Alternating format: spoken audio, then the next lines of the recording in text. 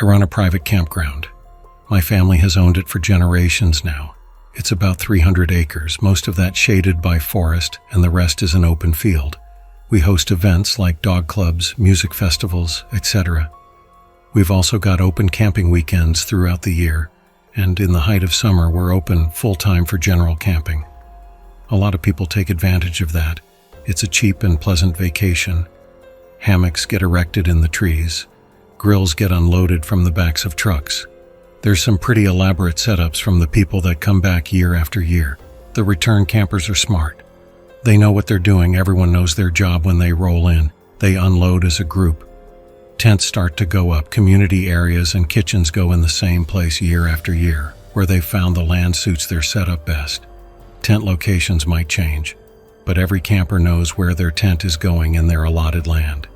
It's a far cry from the disheveled masses that show up and simply expect everything to work out with no prior planning. By noon on setup day, the experienced campers are sitting under their day shades, sipping beer, while the newbies are relocating tents because they didn't leave enough room for walkways. I've tried to help. I put together a guide that everyone receives in the mail once I have their registration info and payment. Sure, the postage is a bit of an expense, but I feel having a hard copy makes them more likely to read it. Not having to fill out as much paperwork with the police is worth the money. I've titled the brochure, How to Survive Your Camping Experience. I wish people would take that name more seriously. The first page is full of practical advice, stuff like, have a sturdy waterproof container that holds a spare change of clothes and a blanket. This will ensure you have something warm and dry if your tent floods. Place solar lights near your tent stakes. This will keep people from tripping over them or the ropes at night. If the ground is soft from heavy rain, reinforce tent stakes either by weighing them down or by using longer stakes. They can get pulled out of the ground by a strong wind otherwise. When planning your camp, allocate 3 extra feet per tent. This leaves rooms for ropes and stakes. The second page is advice more specific to the area. This campsite has been in the family for generations after all, and a parcel of land obtains a sort of significance when it's been passed down from heir to heir. It is an old place in the world, perhaps not an ancient place, but old enough to have attracted the attention of those things that prefer old places to make their homes. We will have to sell the campsite before it becomes an ancient place, as it will be unusable at that point, but there are still many generations to go before that happens. This is the part that the new campers don't take seriously. They think it's a prank.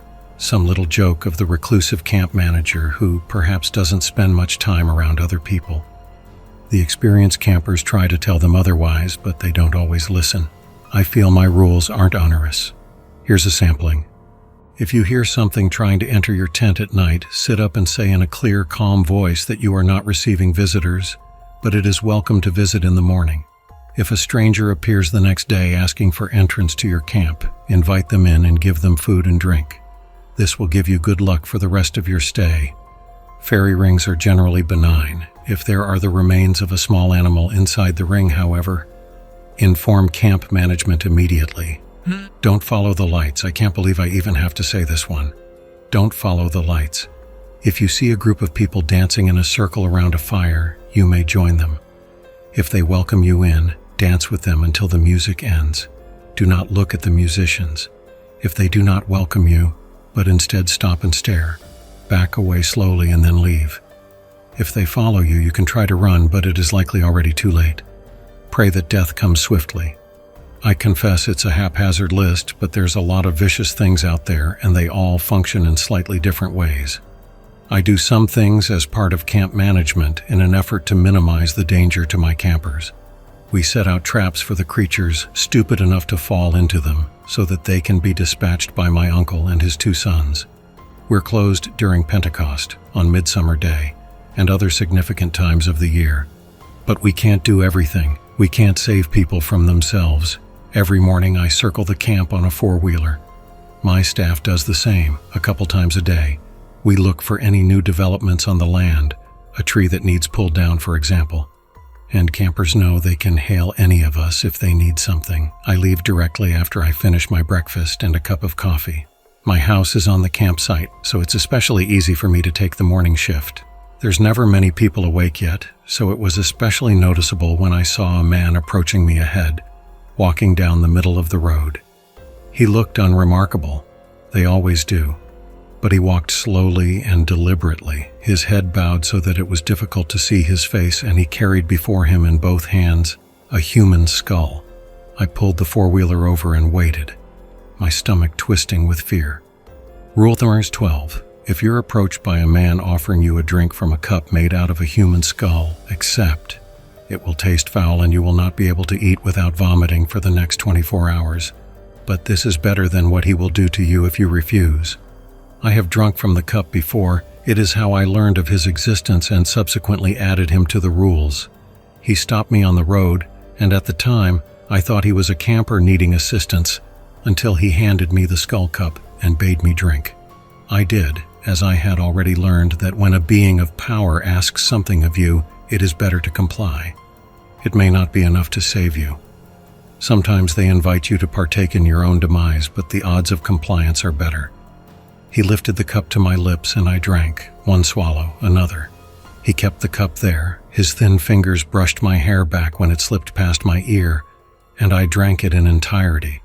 The water inside tasted bitter and salty with a vegetal undertone. My stomach twisted and I swallowed hard, struggling to keep it down.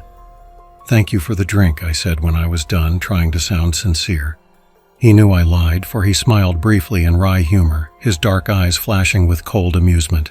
"It was wise to not refuse," he replied.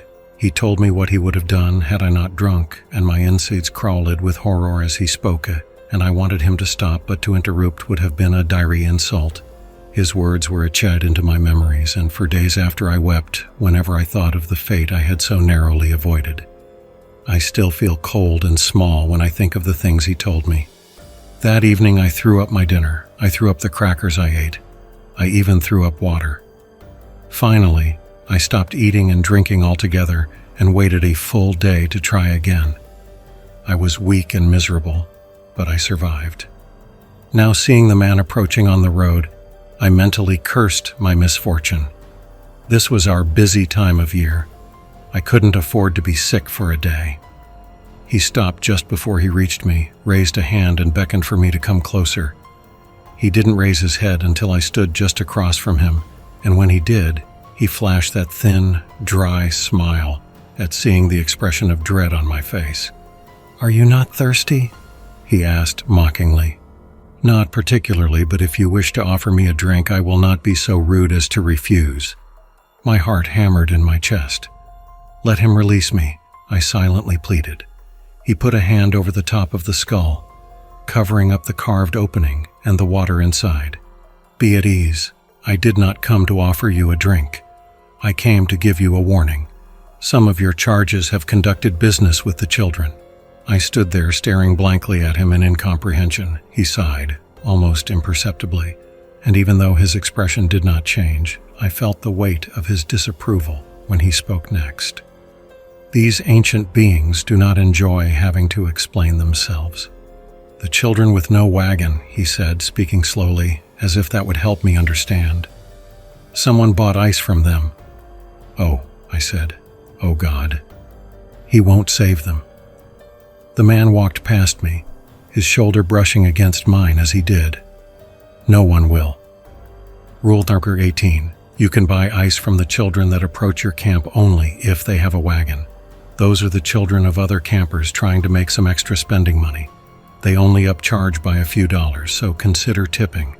If a group of children approach without a wagon, do not buy from them. Act like they don't exist. They will eventually leave.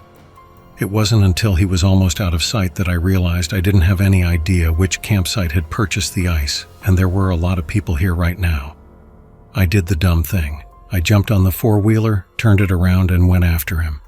I pulled up along the side of the road a respectful distance away and called out to him, "Hey, what campsite was it?" He paused almost imperceptibly. "Are you thirsty after all?" he asked, and even though his words were mild, I understood it for the threat it was. "Nope, I'm good. Sorry for bothering you." I drove away before he changed his mind on granting me mercy. This was a terrible dilemma for me. I hadn't had anyone buy from the children without wagons before. Most people find their silent stares creepy, and the normal children are pretty aggressive with their ice roots anyway, so that no one needs ice by the time those other children show up. I had no idea what to expect. I had no idea how to undo what had been done. There was, however, someone I could ask. I went to my most senior camp. They're a group of friends that have been camping here for over 2 decades. The members have changed, to the point that the founders have all been replaced, but they've kept the traditions and are willing to work with me. As a result, I've given them the best campsite. It's up on a hill, nestled in a clear spot among the trees so that their camp has shade most of the day, and there's spots to hang hammocks. A gas line runs up the hill, so I have to keep part of it free of trees, which funnels the breezes straight into their camp. It's noticeably cooler there than the rest of the site. It's also the most dangerous. I heard their shouting before I arrived. I slowed, cutting the noise of the engine down enough that I could make out words. I needn't have bothered. It was nothing but cursing. I couldn't tell if it was an inter-camp dispute, doubtful, they kept the drama to a minimum, or if they were angry at another group, plausible, they had a couple feuds going on with the younger camps, or if it was something else. Bracing myself, I hopped off the vehicle and walked in past the line of tents that marked their boundary.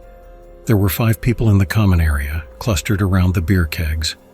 They had a cooler that was outfitted with 4 taps, and they ran lines up through a steel plate that was packed with ice, providing access with chilled beer from the tap at any time. The kegs were all homebrew. Right now, they had all 4 taps open, and dark liquid was spilling out onto the ground. There was an odd smell in the air that turned my stomach. Like a butcher's shop, I thought, finally placing the smell. "Is that blood?"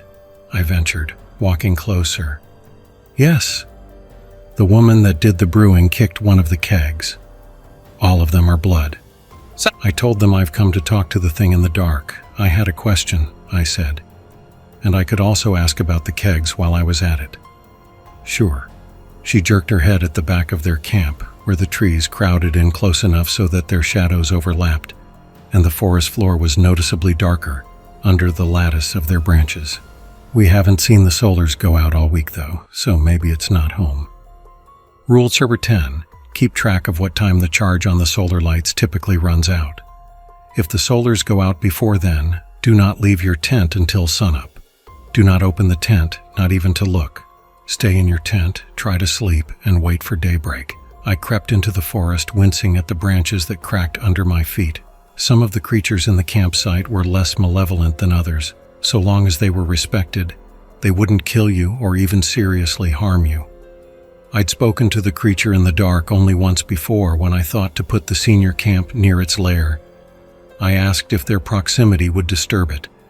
It replied that they would not, but nor would it hesitate to take any of them were they out in the open when it passed by.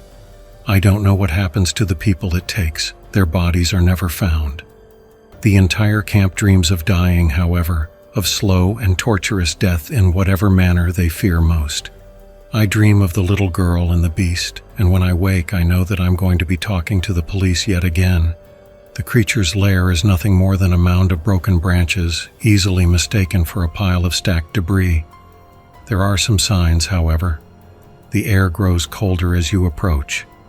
Sound falls away, encasing you in silence so that the only thing you hear is your own heartbeat. Mine was growing steadily faster as I drew nearer, and it felt like the darkness in between the piled branches was reaching out, gathering up all the light and dragging it to its doom.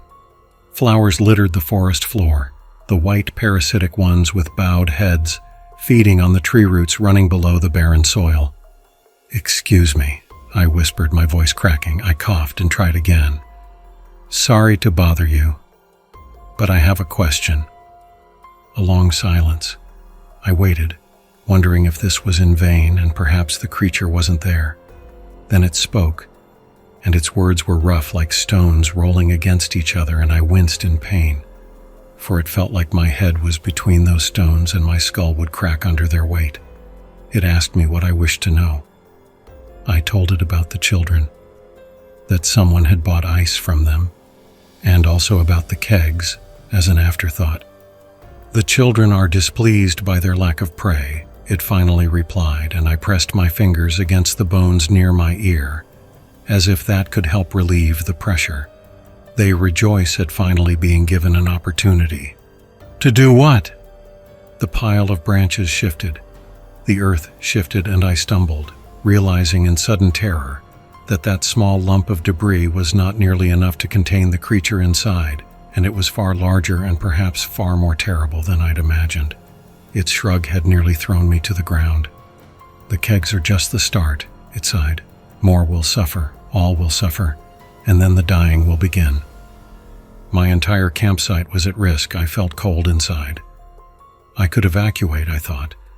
I could claim there was something, a gas line rupture, disease outbreak.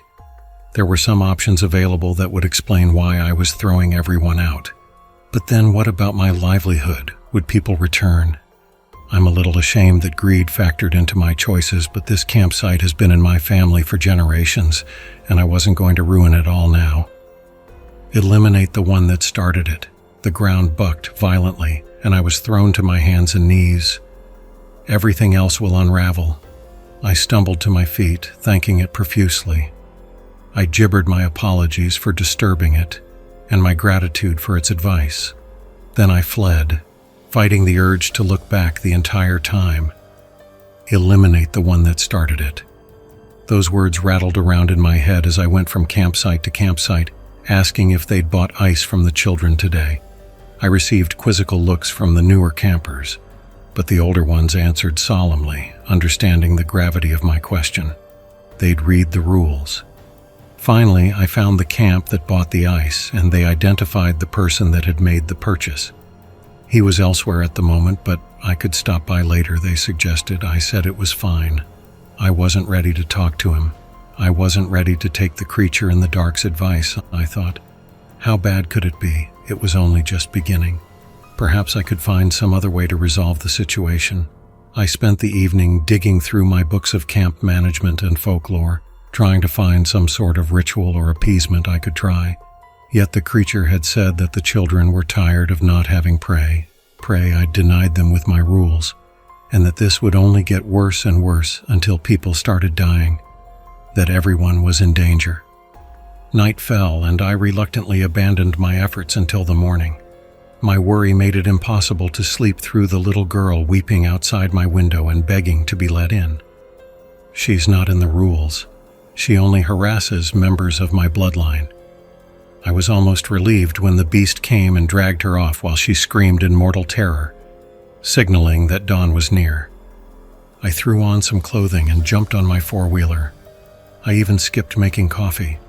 I needed to see what had happened overnight. The man with the skull cup stood on the road, staring off into the trees and calmly sipping the water inside like he was taking his morning tea. I pulled up close by and killed the engine so we could talk. "Skipped your coffee, did you?" he asked. "Want a drink?" "I'm quite satisfied, but I will gladly accept if you wish to share," I replied with gritted teeth. That thin smile again. Now he was just messing with me. I looked in the direction he was staring. A slew of people, 12 in all, dangled in midair. For one brief, horrifying moment, I could only think of the time I'd found someone that hadn't heeded my rules, their gutted body dangling uncomfortably close to my house like it was a warning. How the police had let me do most of the work getting it down while they waited on the ground with their damned paperwork. I don't make my staff clean up the remains. That's asking too much. These were alive. I almost wept with relief. They'd been pulled from their tents and stripped naked, then taken into the woods. Their bodies were covered with bruises and scratches from being violently dragged across the ground. Then they'd been hoisted up into the trees and left hanging by their ankles from the boughs. "Next time it'll be their flayed skins hoisted in the branches," the man said. "You should end this quickly." "I'm surprised by your concern." "I need people to share a drink with," he murmured. "I can't do that if everyone dies." I had to get my brother and both my uncles to help get the terrified campers down. They didn't fight much while we were doing this, just hung there limply, crying or whimpering softly. It made the job a lot easier. Dead weight is predictable, and we could pull them towards the ladder, get a good hold on them, and then cut the ropes and pass them down to the ground. eliminate the one that started with it. As the abducted campers were taken off to the local hospital for treatment, I delegated the police paperwork to my brother and jumped on my four-wheeler. I returned to the camp that had bought the ice and called the man responsible aside for a conversation.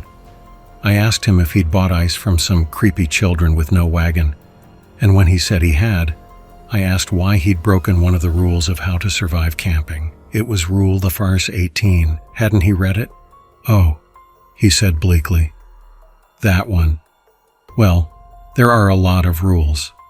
I took a breath, held it a moment, reminded myself that the majority of people have good intentions and don't do things simply to be contrary or cause trouble, that it is my responsibility as both camp manager and a decent human being to be understanding and help people, because we have a common goal. I want them to have a safe and fun camping experience, so they come back, and they want to have a safe and fun camping experience so they can come back. This man didn't ignore my rule simply out of spite. It was an accident. An unfortunate accident. I asked him why he'd glossed over that rule. My tone was polite and friendly without a hint of condemnation or judgment. That's the important bit. People respond in kind. So long as I didn't accuse, he wouldn't become defensive and we could have a productive conversation. I've done a lot of reading on conflict resolution and behavioral change. He hadn't taken them seriously, he admitted. He'd certainly read them. Intently, in fact, because he thought it was a joke, but it was a clever joke and he enjoyed it. But real? Nah. He pointed to his tent, showing how it had 3 feet of clearance between the other tents, rule number 4, and that they'd brought a longer hose so they didn't have to split the closer one more than 3 times, rule number 6. The will was there. My system was flawed. It didn't change what I had to do. I thanked him for talking to me and walked away. Then I went into the woods and gathered some things. It took a while to find them all, but I'm familiar with my campsite, and I know where these things are likely to be found.